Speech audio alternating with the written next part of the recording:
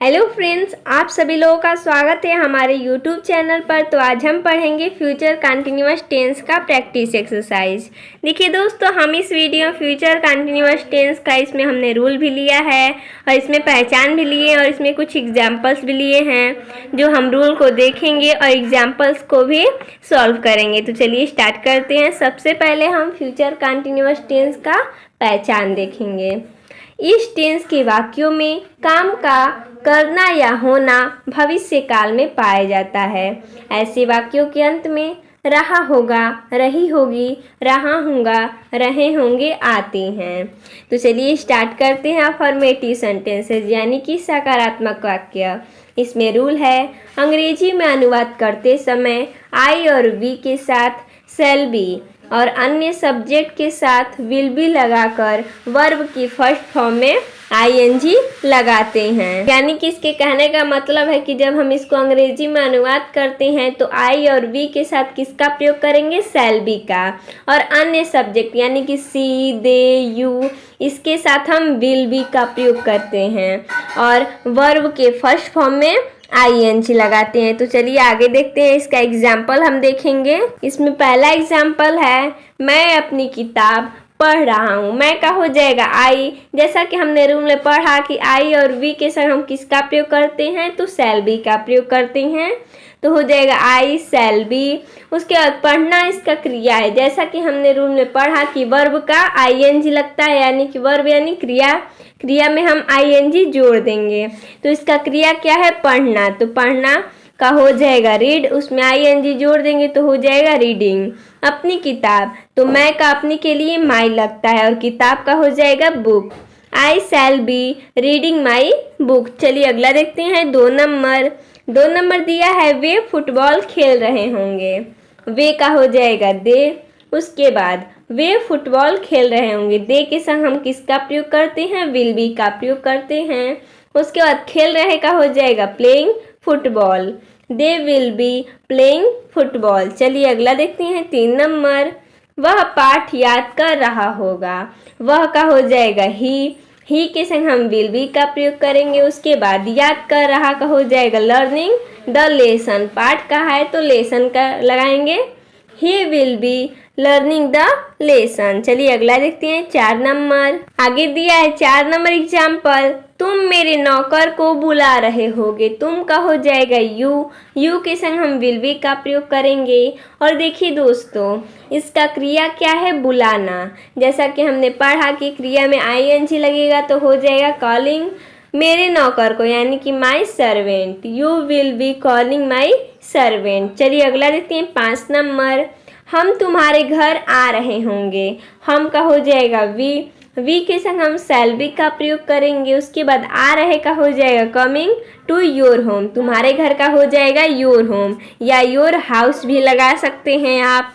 चलिए आगे देखते हैं। उम्मीद करते हैं दोस्तों आप लोगों को सकारात्मक वाक्य का जो रूल था वो समझ में आया होगा। चलिए आगे देखते हैं निगेटिव सेंटेंसेज यानी कि नकारात्मक वाक्य। इसमें दिया है रूल, निगेटिव सेंटेंसेज में विल या शैल के बाद नॉट लगा देते हैं। इस टेंस में कल के लिए टुमारो लगाते हैं। देखिए दोस्तों, इसमें कह रहा है कि नेगेटिव सेंटेंस में क्या होता है? विल और शैल के बाद क्या लगता है? नॉट लगता है। अगर हम विल का प्रयोग करेंगे तो विल के तुरंत बाद नॉट लगाएंगे, उसके बाद बी लगाएंगे। और जब शैल का प्रयोग करेंगे तो शैल के बाद नॉट लगाएंगे, उसके बाद बी लगाएंगे, जब नेगेटिव सेंटेंस रहेगा तब। इस टेंस में क्या होता है? कल के लिए, यानी कि रहेगा कि मैं कल वहाँ जाऊँगा। अगर ऐसा रहेगा, या मैं कल वहाँ नहीं जाऊँगा, यानी कि कल के लिए होगा, तो यहाँ पर फ्यूचर टेंस में कल के लिए क्या होता है? टुमारो का प्रयोग होता है। चलिए आगे देखते हैं। इसका एग्जाम्पल हमने लिया है, मैं दिल्ली नहीं जा रहा हूँगा। तो मैं का हो जाएगा आई शैल। आई के सम किसका प्रयोग करेंगे? शैल। उसके बाद जैसा कि हमने रूल में पढ़ा कि शैल या विल के बाद किसका प्रयोग करेंगे? नॉट का प्रयोग करेंगे, उसके बाद बी लगाएंगे। जा रहा का हो जाएगा going to Delhi. I shall not be going to Delhi. चलिए अगला देखते हैं। 2 नंबर, वह अपनी गुड़िया के साथ नहीं खेल रही होगी। ये कोई स्त्री है। देखिए दोस्तों, नहीं खेल रही होगी कोई स्त्री है तो सी का प्रयोग करेंगे।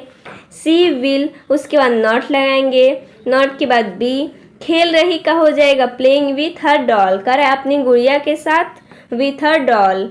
She will not be playing with her doll. चलिए अगला देखते हैं 3 नंबर है गाय घास नहीं चर रही होगी। गाय का हो जाएगा the cow will not B, उसके बाद चर रही का हो जाएगा ग्रेजिंग, और कर है घास, तो घास का हो जाएगा grass. The cow will not B grazing grass. चलिए अगला देखते हैं 4 नंबर दिया है वे बाजार नहीं जा रहे होंगे। वे का हो जाएगा दे के संग हम विल का प्रयोग करेंगे, उसके बाद नॉट लगाएंगे, नॉट के बाद बी का प्रयोग करेंगे, जा रहे का हो जाएगा going to market. They will not be going to market. चलिए अगला देखते हैं 5 नंबर है हम गेंद नहीं फेंक रहे होंगे। हम का हो जाएगा वी के संग हम सेल का प्रयोग करते हैं, उसके बाद क्या लगाएंगे, नॉट लगाएंगे, उसके बाद बी।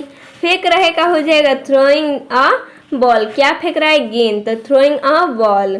चलिए दोस्तों हमने नकारात्मक वाक्य का कुछ एग्जाम्पल देखा, अब हम देखेंगे प्रश्नवाचक वाक्य यानी कि इंट्रोगेटिव सेंटेंसेस। इसमें पहला रूल दिया है अगर वाक्य में आरंभ में कोई भी प्रश्नवाचक शब्द यानी कि जैसे क्या, क्यों, कहाँ लगा हो तो शैल या विल को कर्ता के पहले लगाते हैं, यानी कि सब्जेक्ट के पहले लगाते हैं क्या, शैल या विल। फिर बी और फर्स्ट फॉर्म वर्ब का क्या लगते हैं, फर्स्ट फॉर्म लगाते हैं, यानी कि अगर वाक्य में आरंभ में कोई भी प्रश्नवाचक शब्द हो तो शैल या विल कर्ता से पहले लगाते हैं, यानी कि सबसे पहले क्या लिखते हैं हम, शैल या विल, उसके बाद कर्ता, फिर उसके बाद बी, उसके बाद वर्ब का फर्स्ट फॉर्म लगाते हैं, उसमें क्या लगाते हैं, आईएनजी। वर्ब के फर्स्ट फॉर्म में आईएनजी लगाते हैं क्योंकि ये हमारा किस में है, फ्यूचर कंटिन्यूअस में है, जैसा कि हमने उदाहरण नंबर 1 नंबर और 2 नंबर लिया है। चलिए दूसरा रूल देखते हैं। दूसरा रूल दिया है अगर वाक्य के बीच में कब, क्यों, कहाँ, क्या आदि प्रश्नवाचक शब्द हो तो सबसे पहले इनकी अंग्रेजी, फिर शैल या विल, फिर कर्ता, करे कि कर्ता, फिर बी और फिर वर्ब के फर्स्ट फॉर्म में आईएनजी लगाते हैं, यानी कि अगर बीच में कोई भी प्रश्नवाचक शब्द आए तो हम सबसे पहले इसकी अंग्रेजी लिखते हैं, उसके बाद शैल या विल लगाते हैं, उसके बाद सब्जेक्ट यानी कि कर्ता लगाते हैं, उसके बाद बी, उसके बाद वर्ब में आईएनजी लगाते हैं। चलिए तीसरा रूल देखते हैं। तीसरा रूल दिया है कितना, कितने, कौन सा, किसका के साथ उनसे संबंधित नाउन्स भी आते हैं, जैसा कि हमने उदाहरण नंबर 6 लिया। चलिए अगला देखते हैं 4 नंबर है अगर वाक्य में कोई प्रश्नवाचक शब्द हूँ ही कर्ता का कार्य कर रहा हो तो पहले उसकी अंग्रेजी, फिर शैल बी या विल बी, फिर वर्ब का फर्स्ट फॉर्म में आईएनजी लगाते हैं, यानी कि अगर कोई प्रश्नवाचक शब्द हूँ, जो हूँ है वो कर्ता का कार्य कर रहा हो तो हम क्या लिखते हैं, सबसे पहले इसकी अंग्रेजी लिखते हैं, उसके बाद शैल बी या विल बी लगाते हैं, उसके बाद वर्ब के फर्स्ट फॉर्म में आईएनजी लगाते हैं, जैसा कि उदाहरण नंबर 7 लिया है।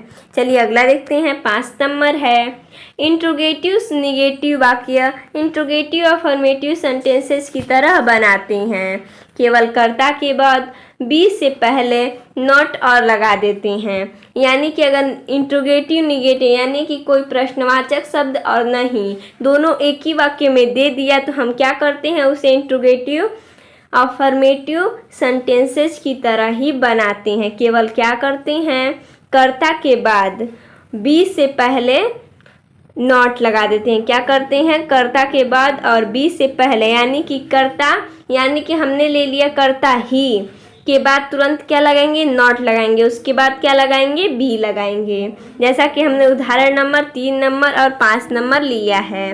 चलिए अगला एग्जाम्पल देखिए, अगला रूल दिया है 6 नंबर वाक्य के अंत में प्रश्न सूचक चिन्ह अवश्य लगाते हैं। चलिए एग्जाम्पल देखते हैं, हमें रूल समझ में आ जाएगा। पहला है क्या वह बाजार जा रहा होगा। देखिए दोस्तों क्या आरंभ में आया है तो सबसे पहले हम क्या करेंगे, शैल या विल लगाएंगे, तो सब्जेक्ट को देखेंगे, सब्जेक्ट हमारा वह है तो वह के साथ हम किसका प्रयोग करते हैं, विल बी का प्रयोग करते हैं, तो हो जाएगा विल, उसके बाद सब्जेक्ट वह का हो जाएगा ही, उसके बाद बी लगाएंगे, जा रहा का हो जाएगा गोइंग टू द मार्केट, कर है बाजार जाने के लिए तो हो जाएगा मार्केट। उसके बाद अंत में प्रश्न सूचक चिन्ह लगा देंगे, हो जाएगा will he be going to the market. चलिए अगला देखते हैं 2 नंबर। 2 नंबर दिया है, क्या मैं गांव पैदल जा रहा हूँगा, क्या मैं गांव पैदल जा रहा हूँगा। देखिए दोस्तों, क्या आरंभ में आए तो सबसे पहले तो हम देखेंगे करता करता हमारा आई है, तो आई के संग हम सेल का प्रयोग करेंगे, सेल। उसके बाद मैं का हो जाएगा आई, उसके बाद बी लगाएंगे, जा रहा का हो जाएगा गोइंग टू द विलेज, कर रहा है गाँव तो हो जाएगा विलेज, पैदल का हो जाएगा ऑन फुट, क्या हो जाएगा on foot, shall I be going to the village on foot. उसके बाद अंत में लगा देंगे प्रश्न सूचक चिन्ह। चलिए अगला देखते हैं 3 नंबर। 3 नंबर दिया है एग्जाम्पल, क्या वह बच्चा शोर नहीं मचा रहा होगा। देखिए दोस्तों, इसमें क्या आया है और नहीं आया है, यानी कि इंट्रोगेटिव निगेटिव है, तो क्या करेंगे, सबसे पहले तो हम सेल या विल लगाएंगे, तो किसे देखेंगे, कर्ता को देखेंगे, वह बच्चा, यानी कि ये हमारा आई और वी कि अन्य, यानी कि आई और वी नहीं है तो किसका प्रयोग करेंगे, विल का प्रयोग करेंगे, विल। उसके बाद वह बच्चा का हो जाएगा डेट चाइल्ड, उसके बाद नॉट का प्रयोग करेंगे, उसके बाद बी लगाएंगे। जैसा कि हमने रूल में पढ़ा था कि कर्ता के बाद और बी के पहले नॉट का प्रयोग करते हैं, यानी कि कर्ता उसके बाद नॉट, यानी कर्ता के बाद और बी के पहले। उसके बाद शोर मचाना का हो जाएगा मेक अ नॉइज, लेकिन हम आईएनजी जोड़ेंगे वर्ब में तो हो जाएगा मेकिंग अ नॉइज। उसके बाद अंत में प्रश्न सूचक चिन्ह लगा देंगे, हो जाएगा इसका will that child not be making a noise. चलिए अगला देखते हैं 4 नंबर। 4 नंबर दिया है, तुम्हारे पिताजी कल कहाँ जा रहे होंगे। देखिए दोस्तों, इसमें जो कहाँ यानी कि प्रश्नवाचक शब्द है वो बीच में आया, तो सबसे पहले क्या लिखेंगे, इसकी अंग्रेजी लिखेंगे, कहाँ का हो जाएगा वेयर। उसके बाद तुम्हारे पिताजी, इसके लिए हम क्या प्रयोग करेंगे, विल का प्रयोग करेंगे, वह। इसके बाद हो जाएगा, देखिए दोस्तों, तुम्हारे पिताजी का हो जाएगा योर फादर, बी जा रहे का हो जाएगा गोइंग, कल का हो जाएगा टुमारो, यानी कि where will your father be going tomorrow. उसके बाद अंत में प्रश्न सूचक चिन्ह लग जाएगा।